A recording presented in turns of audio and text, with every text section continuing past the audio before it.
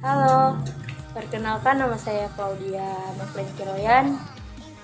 Perkenalkan, nama saya Putra Rizkolino. Hai, perkenalkan nama saya Anjeli Putri Tania Pinontokan. Perkenalkan, nama saya Jessica Aguilera Ngodu. Perkenalkan, nama saya Priscilia Katrina Ngongoloy.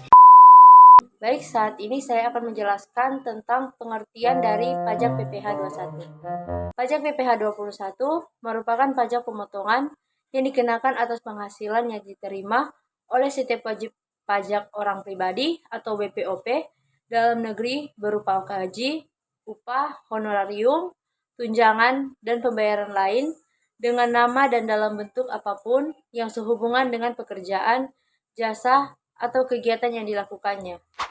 Wajib pajak PPh pasal 21 terdiri atas yang pertama yaitu pegawai, yang kedua penerimaan uang pesangon, yang ketiga bukan pegawai adalah orang pribadi selain pegawai tetap atau tenaga kerja lepas, yang keempat anggota dewan komisaris, yang kelima mantan pegawai, yang keenam peserta kegiatan yang menerima atau memperoleh penghasilan.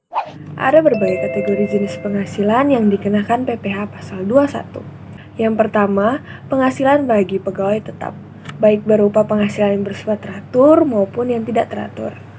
Yang kedua, penghasilan bagi pegawai tidak tetap atau tenaga kerja lepas. Dapat berupa upah satuan, upah borongan, upah harian, upah mingguan, ataupun upah bulanan. Yang ketiga, penghasilan bagi penerima pensiun secara teratur, dapat berupa uang pensiun atau penghasilan serupa. Yang keempat, ada penghasilan bagi korban pemutusan hubungan kerja atau PHK, dapat berupa uang pesangon, tunjangan atau jaminan hari tua, uang manfaat pensiun, serta pembayaran lain sejenisnya. Yang kelima, ada imbalan kepada peserta kegiatan, antara lain berupa uang saku, uang representasi, uang rapat, honorarium, hadiah atau penghargaan dengan nama dan dalam bentuk apapun. Dan yang keenam, penghasilan berupa jasa produksi, tantiem, gratifikasi, bonus, atau imbalan lain yang bersifat tidak teratur yang diterima atau diperoleh mantan pegawai.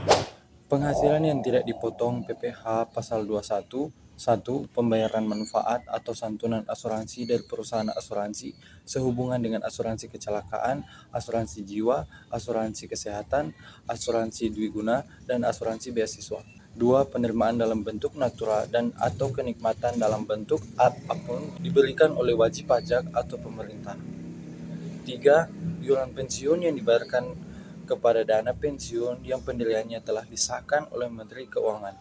4. Zakat yang diterima oleh orang pribadi yang berhak dari badan atau lembaga amil zakat yang dibentuk atau disahkan oleh pemerintah. 5. Beasiswa.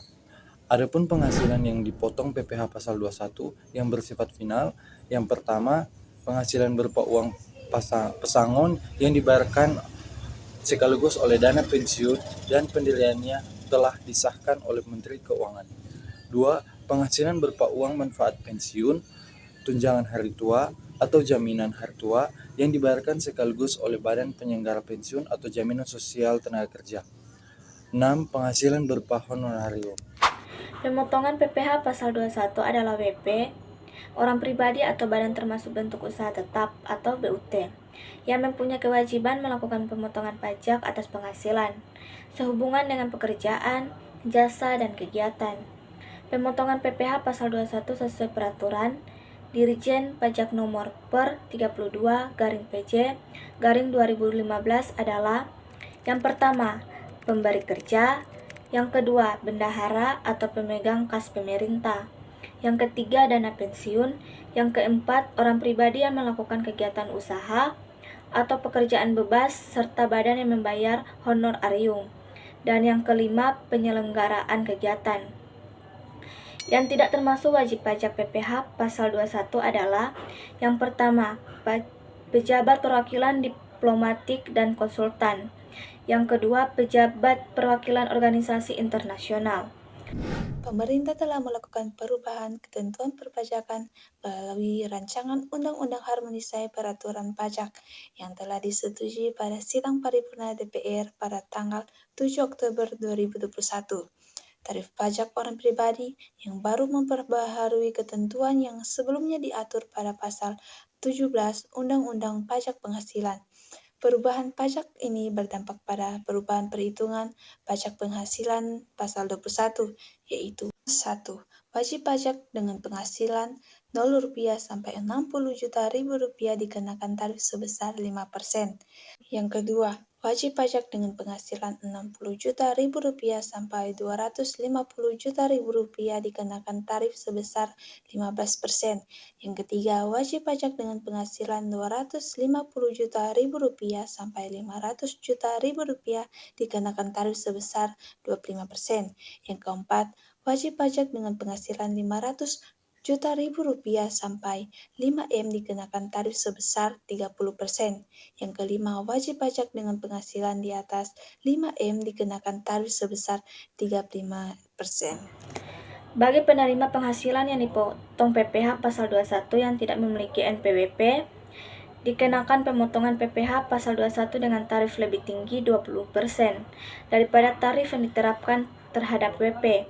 Yang memiliki NPWP artinya jumlah PPh pasal 21 yang harus dipotong adalah sebesar 120% dari jumlah PPh pasal 21 yang seharusnya dipotong dalam hal yang bersangkutan memiliki NPWP.